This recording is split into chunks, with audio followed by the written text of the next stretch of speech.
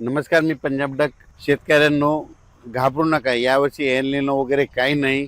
सगळ्याच्या पेरण्या होणार आहेत. आता 21 ते 30च्या दरम्यान, म्हणजे जूनच्या शेवटच्या आठवड्यात परत एकदा चांगला मोसमी पाऊस येणार आहे.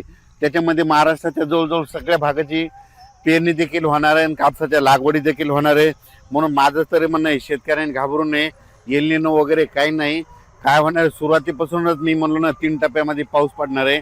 एक 7 ते 14 मध्ये, म्हणजे आज 13 तारीख आहे, तर 7 ते 14 मध्ये काही भागात पडेल. आणि त्याच्यानंतर काय होणार आहे की 21 ते जूनच्या शेवटच्या आठवड्यात पाऊस पडणार आहे. तर त्याच्यामध्ये संपूर्ण राज्यातल्या जवळपास 70-80% लोकांच्या पेरण्या होतील आणि लागवडी होतील. आणि त्याच्यातून जर काही शेतकरी उरले तर 7 जुलै ते 14 जुलैच्या दरम्यान राज्यामध्ये काय होणार आहे, पुन्हा राहिलेल्या शेतकऱ्याच्या पेरण्या होणार आहेत. म्हणून हे देखील सर्व शेतकऱ्यांना लक्षात द्या. शेतकऱ्याला सांगू इच्छितो, शेतकऱ्यांना यावर्षी एल निनो नाही, दुष्काळ नाही, पाऊस पडणार आहे, जेमतेम पडणार आहे, पिकाला लागेल तसा पडणार आहे. मात्र सगळे पिकं चांगले येणार आहे. काही घाबरून जायची चिंता नाही. पाऊस काय होणार आहे, फक्त काय होणार आहे, टप्प्याटप्प्यानं पडणार आहे. आणि जिथं पडला त्यांच्या पेरण्या होतील. ज्यांच्या जमिनीमध्ये ईदभर ओल गेली त्यांच्या पेरण्या देखील सुरू होतील. आम्ही केजकडे काल गेलो होतो, अंबाजोगाई परिसरामध्ये. काल तिकडे सोयाबीनच्या पेरण्या चालू झालेल्या आहेत, कारण की तिकडे खूप पाऊस पडला. असं हे पाऊस काय होणार आहे, 18 तारखेपासून, म्हणजे 18 जून पासून पुन्हा आणखीन काय होणार, दररोज वेगवेगळ्या भागात काय होणार आहे, ते पाऊस पडत राहणार आहे. आणि ज्यांच्याकडे जास्त पाऊस होईल ते मग ते शेतकरी पेरणीचा निर्णय घेतील.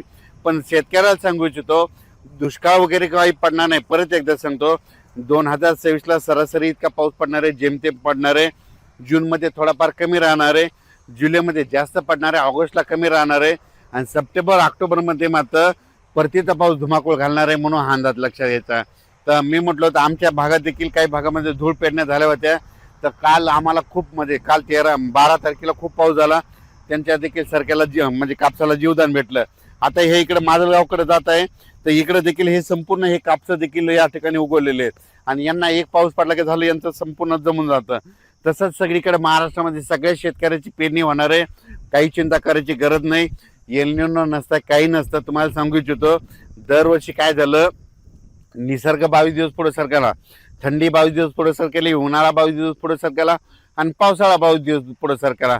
मग दरवर्षी पाऊस कधी येतो, 7 जूनला येतो. तर दरवर्षी हे निसर्ग 22 दिवस पाऊस उशिरा येणार. म्हणून म्हणतो दरवर्षी जूनच्या शेवटच्या आठवड्यात पेरणी होणार आहे.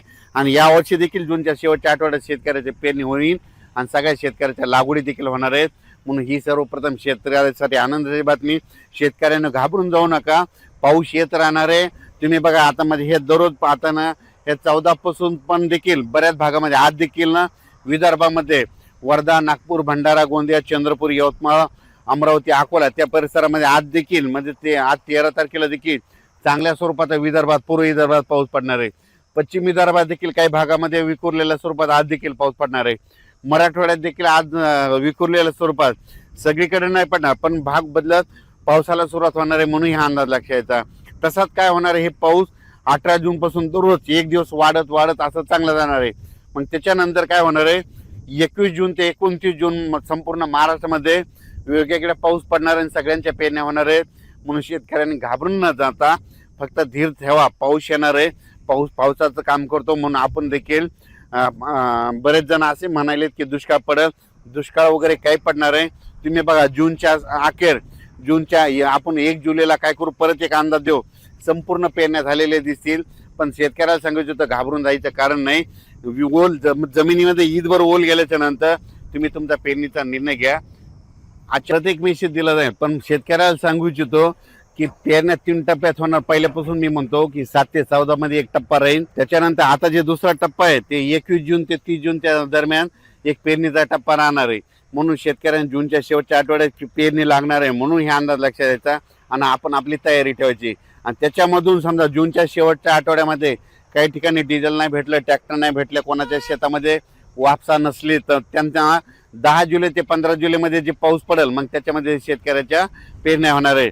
तर पाहू शकता, हे मी इकडल्या माजलगाव परिसरामध्ये, बीड जिल्ह्यामध्ये हे इकडं पाऊस पडलेला आणि ही इतकी जमिनीमध्ये ओल आहे बघा. तर हे शेतकऱ्याचं कापसाचं पीक आहे. या ठिकाणी असे सगळे कापस निघालेले आहेत. आता यांचा एक पाऊस पडला का झालं, यांचे कापस सुरू होतील. म्हणून शेतकऱ्यांना घाबरू नका, यावर्षी चांगला पाऊस पडणार आहे, शेतकरी मालामाल होणार आहे, म्हणून ही सर्वप्रथम शेतकऱ्यासाठी आनंदाची बातमी.